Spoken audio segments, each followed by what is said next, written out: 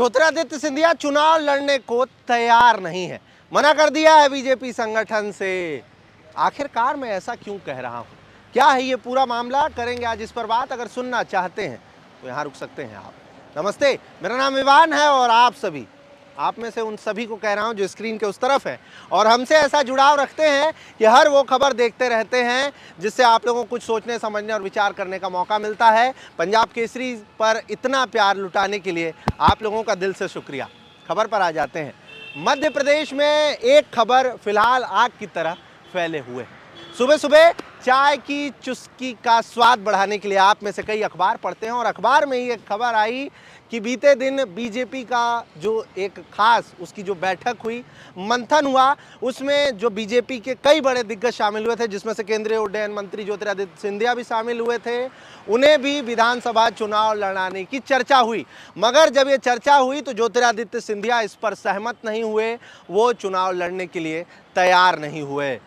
अब जब ये खबर लोगों ने पढ़ी तो खबर आग की तरह फैलने लगी और महज कुछ घंटों के बाद ही उनके दिल्ली दफ्तर से ये मैसेज आता है, ये जो खबर है ये पूरी तरह से फर्जी है। जी हाँ, ये बड़ी खबर मैं आप लोगों तक पहुंचा रहा हूं। अखबार में आई उस खबर का सीधे तौर पर खंडन कर दिया गया है और ये खंडन आया है ज्योतिरादित्य सिंधिया के दिल्ली दफ्तर से। इस पूरी खबर को फर्जी बताया गया है। इन सब के साथ में एक और बात आप लोगों को बता दें, बीते कुछ दिनों पहले जब यशोधरा राजे ने चुनाव लड़ने से मना कर दिया तो उनकी विधानसभा सीट से उनके कई समर्थक राजधानी भोपाल पहुंचे थे।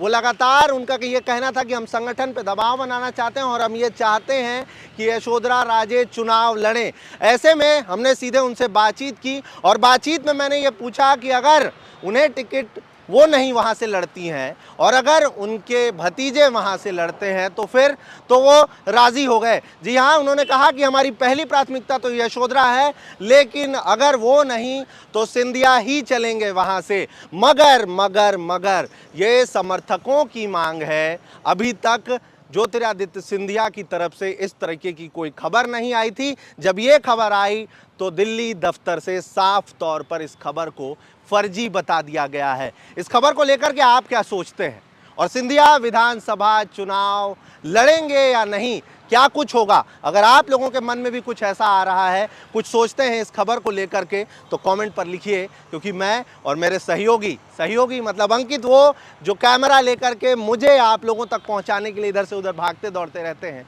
हम दोनों की निगाहें सीधे कमेंट बॉक्स पर होती हैं। ऐसी ही खबरों के लिए भोपाल से आप सबका मैं विवान।